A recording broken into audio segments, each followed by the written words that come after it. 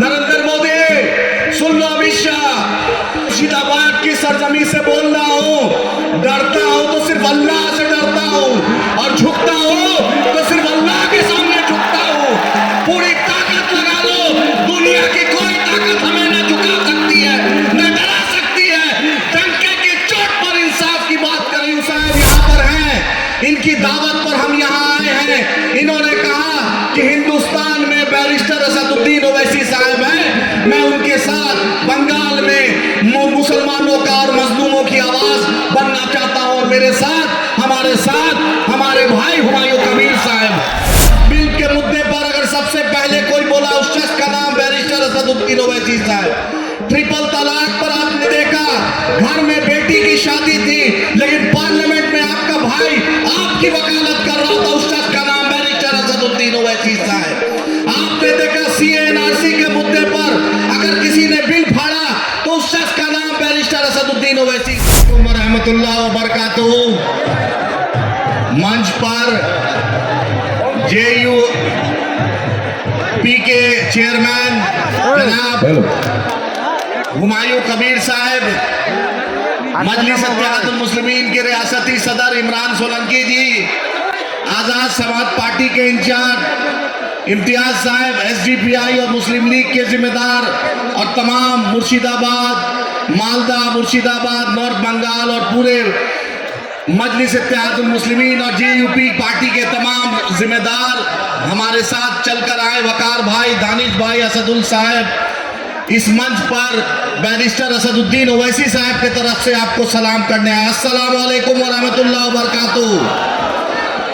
आपने देखा हिंदुस्तान के मजलूमों की आवाज, अगर हिंदुस्तान में किसी पर भी जुल्म होता है, चाहे पहलू खान हो, चाहे तबरेज अंसारी हो, चाहे बंगाल का कोई आदमी हो, चाहे बिहार का हो, सबसे पहले अगर आवाज निकलती है तो दारुस्सलाम से बैरिस्टर असदुद्दीन ओवैसी साहब की आवाज निकलती है। आपने देखा आपके मुद्दे पर कोई नहीं बोलता है, आपके साथ कोई खड़ा नहीं होता है। हर जमात ने, हर बिरादरी ने अपनी नेता चुन लिया, लेकिन बंगाल में 30% से ऊपर आबादी है, लेकिन आपका कोई पूछने वाला नहीं। मोदी जी का डर दिखाकर, अमित शाह का डर दिखाकर बार बार आपसे वोट लिया जाता है। मैं आपसे बंगाल के लोगों, मुर्शिदाबाद के लोगों, मैं आपसे पूछना चाहता हूं, आपने देखा है सच्चर कमेटी रिपोर्ट, आपने देखा Ranganath Mishra committee report, Fatmi committee report, Abdul Rahman committee report. जिस रिपोर्ट, वो कोई प्राइवेट रिपोर्ट नहीं है, वो रिपोर्ट सरकारी है। उस रिपोर्ट में साफ साफ हमारी स्थिति बद से बदतर है। इसी की लड़ाई बैरिस्टर असदुद्दीन ओवैसी साहब लड़ रहे हैं, अकबर ओवैसी साहब लड़ रहे हैं।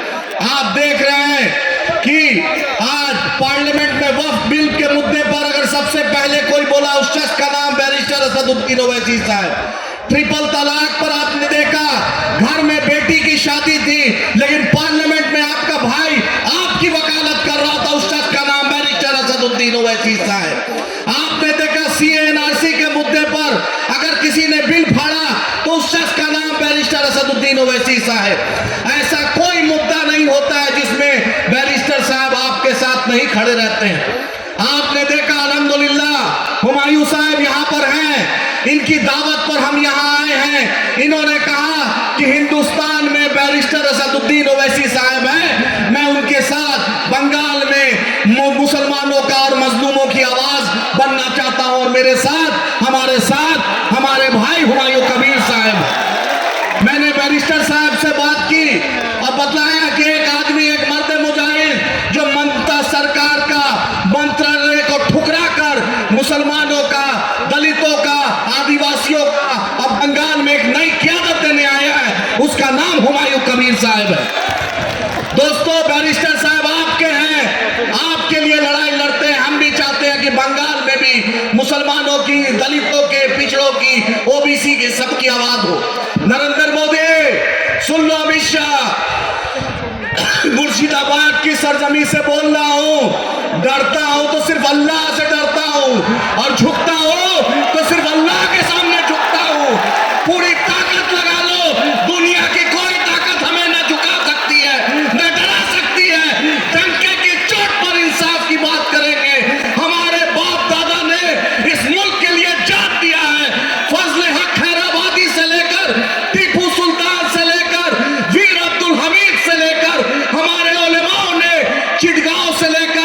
चिडला